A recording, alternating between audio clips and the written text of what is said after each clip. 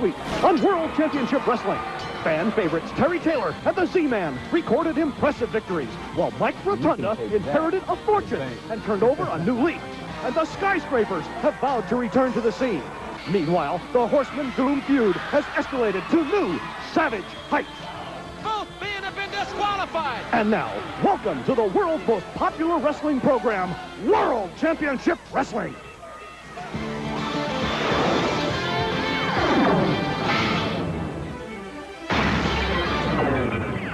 World Championship Wrestling is brought to you by Nintendo, your power to go, and by Western Union. Why send money any other way? Hello again, everybody, and welcome to World Championship Wrestling and TBS. I'm Jim Ross, and along with Bob Cottle, we'll describe the action in the next 2 hours, ladies and gentlemen. We've got a great program for you. We'll take our first look at Michael Wallstreet, formerly known as Captain Mike Rotunda, and his administrative assistant, Alexandria York. They'll be with us here on the program, and we'll take another look at that video and how Michael Rotunda transformed into Michael Wallstreet basically before our very eyes. Plus, Bob, we've got big news. I'm excited about the news from the camp of Lex Luger. Yeah, Jim, we've been thinking all week, who is going to be the new partner of Lex Luger? Well, he's going to name him. He's going to team with him right here on the program this week. Not only that, the team they're going to be going against, Big Cat and the Motor City Madman. What about that's going to be? What a matchup. Luger better get a great partner. He says it will not be Sting. We'll find out just exactly who it will be a little bit later in the broadcast. Plus, we're going to show you the longest limousine ride in the illustrious career of Nature Boy Ric Flair as Teddy Long was chauffeur for a day. That and more, but now let's go to the ring. Ladies and gentlemen, at this event, making their way into the ring area with a combined weight of 480 pounds, they're from Bad Street, USA, Michael P.S. Hayes and Jimmy Garvin, the fabulous Freebirds. And introducing their opponents from Marietta, Georgia, at 230 pounds, Candyman, and from the state of Kansas at 240 pounds, Alan Iron Eagle. Alan Iron Eagle and Candyman Brad Armstrong to take on the Freebirds. And, of course, these two young men, Alan Iron Eagle and Candyman Brad Armstrong, have been good friends, especially Brad Armstrong of the Rock and Roll Express, in Armstrong's case, for quite some time. After the Freebirds destroyed the knee of Robert Gibson, the Rock and Roll Express, I think a lot of guys that have been close to Ricky and Robert over the years have almost, Bob, taken it on themselves to carry out a vendetta against the Freebirds for what they have done. Well, Jim, you're 100% right about that. And any way you want to look at the Freebirds, they're an obnoxious twosome to me. I think probably the most obnoxious team in all of professional wrestling. Of course, Bob, they've got a big match at Starrcade coming up. Well, they have that, Jim. They're going to be in there against Tommy Rich, and also Ricky Morton. And guess who's going to be at ringside? I heard the news. Tell the fans. Oh, yes, sir.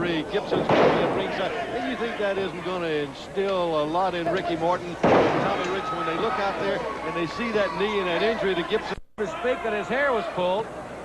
I've always told Hayes, if your hair is pulled and you don't like it, get a haircut. Well, that didn't work. He can stand one. Jim, that's, you know, way down below his shoulders right now. How about shampoo? That might be a nice change. That would even help, I think. Side headlock by Candyman Brad Armstrong. We saw Armstrong and Tim Horner. And a great tag team victory here last week on the State Patrol.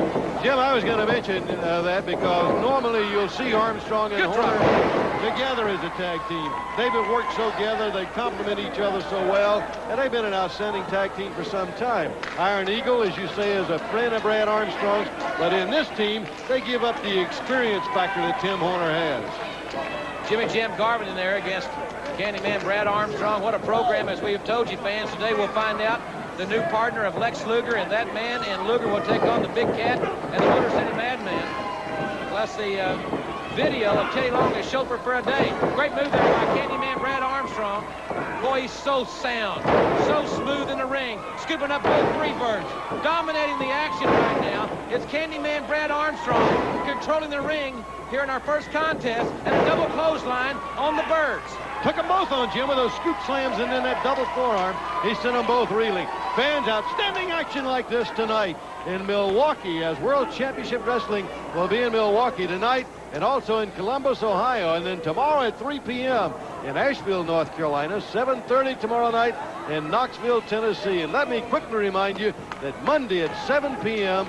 we're going to be in Anderson, South Carolina at the Civic Center right there in Anderson. And back at the center stage on West Peachtree in Atlanta this Tuesday night at 7 o'clock. More on those big events And a near fall there as Candyman Brad Armstrong. I think we could safely say he's the leader of his team. He's got much more experience than young Alan Iron Eagle. That's right. Iron Eagle's only 19. Brad Armstrong had his first pro match when he was 17. Well, you got a lot of experience, too, across the ring there with the Freebirds. Jimmy Jam Garvin and, of course, Michael P.S. Hayes. That got Hayes' attention. He was looking the other way when that one landed. They got a tremendous amount of experience, Jim, as the Freebirds in the ring. The Freebirds always have said, always, I should rephrase that, in the last year or so, they've proclaimed to be the greatest rock and roll band of all time. I have yet to see any of their gold albums or CDs or cassettes or anything else. No, right there. Anderson grabbed the arm of Michael Hayes, and Candyman Brad Armstrong took advantage of that moment.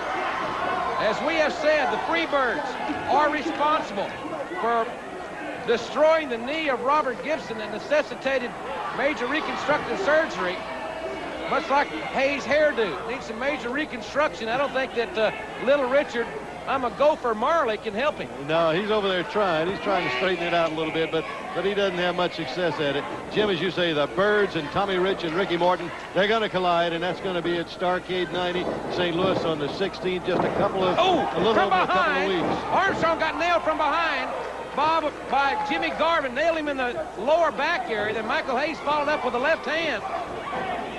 And Hayes over the rope. He threw him over the top rope. The referee did not see it.